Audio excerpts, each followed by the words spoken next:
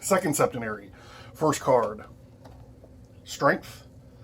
When doing research, I found that a lot of medieval cards had Strength as a broken pillar, and I thought that that fit into this kind of esoteric thing, and a lot of them had a female holding a pillar, and I thought that that said something interesting about femininity with the phallic symbol there. So I opted out of the lion business and gave her back her pillar. The next card here is the Hermit. Now, the alchemical symbols that I was talking about before would be air, water, earth, and fire.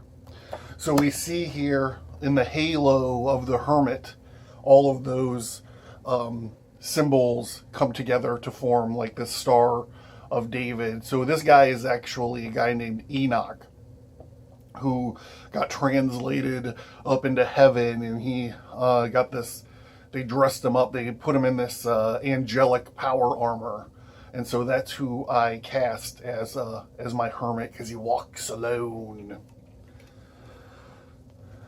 The World card here, I relied heavily on the idea of deism, of where God created the universe as like a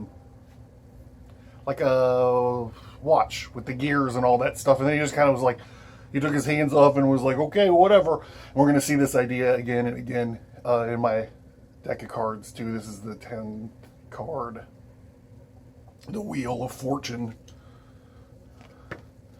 And Justice, here we have a pretty standard Justice card. Someone's being judged upon. I like the sword and the scale there. Here we go. This is the Hanged Man.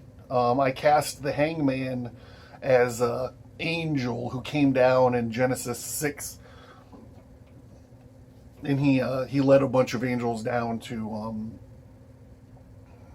hook up with Earth chicks, because you know why? It's all about the Earth chicks. So all of the angels except for him get actually bound up and hidden, buried under this mountain called Mount Hermon. But in some of the stories, this guy, the leader of them, Syriana or something like this, he was bound upside down, you know, and kind of like put into orbit to float in space for all eternity. And here I castrate him. God would have said, like, oh, angels don't get any more penises after all this mess.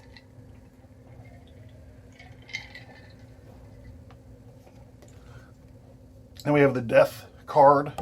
So I cast the Death card as a jihad. It's a card of jihad here. This guy's little AK-47. One of the things I need to point out, though, is that in the background, these two towers, because we're going to see these two towers again twice, actually. So this card gets linked with those cards in a mysterious way. So here we have Temperance, and again, this is all about sexy time. She's pouring some water of the art there, and she's got the white lion this time and a red eagle instead of the vice versa, which we saw on the Lovers card. I actually gave her one of these little sexy harness things too. And then, yeah,